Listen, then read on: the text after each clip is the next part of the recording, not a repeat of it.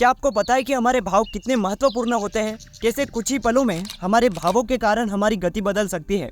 आइए चलिए इसे एक कथा के माध्यम से समझते हैं। एक बार राजा श्रेनिक भगवान महावीर स्वामी के दर्शन के लिए जा रहे थे।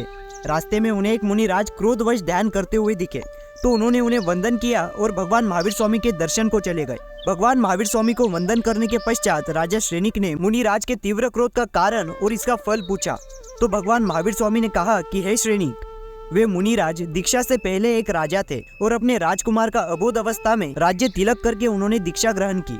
उनकी दीक्षा के बाद उनके मंत्रियों ने छल पूर्वक पूरे राज्य पे कब्जा कर लिया और उनके बेटे और रानी को देश से निकाल दिया, और इसीलिए उनके भाव क्रोध में थे और थोड़ी देर उनके भाव ऐसे रहे तो वे 7वीं नरक में जाएंगे।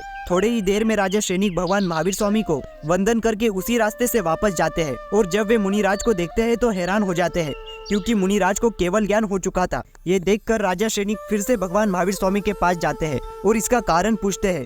तब प्रभु कहते हैं कि हे श्रेनिक, जिस समय तुम आ रहे थे तब मुनिराज काफी क्रोध में थे और उनके मन में उनके मंत्रियों को मारने के भाव थे। जैसे ही उनका एक हाथ तलवार और दूसरा हाथ मुकुट के स्थान पर गया, तब उन्हें तुरंत समझ में आ गया कि वे राजा नहीं बल्कि मुनिराज है। उन्होंने अपनी गलती का प्रायश्चित किया और फिर से ध्यान में लीन होकर केवल ज्ञान को प्राप्त किया। अगर इसे हम हमारे जीवन में देखें तो हमारे भाव भी कई बार बुरे हो जाते हैं, जैसे कि इसने मेरे साथ बुरा किया, इसने मेरे साथ गलत किया। लेकिन अगर हम हमारे भावों को संभाले तो हमारी गति भी बदल सकती है। ऐसे ही वीडियोस के लिए हमारे चैनल को सब्सक्राइब कीजिए और इस वीडियो को अपने दोस्तों के साथ भी जरूर शेयर कीजिए। जय जिनेंद्र।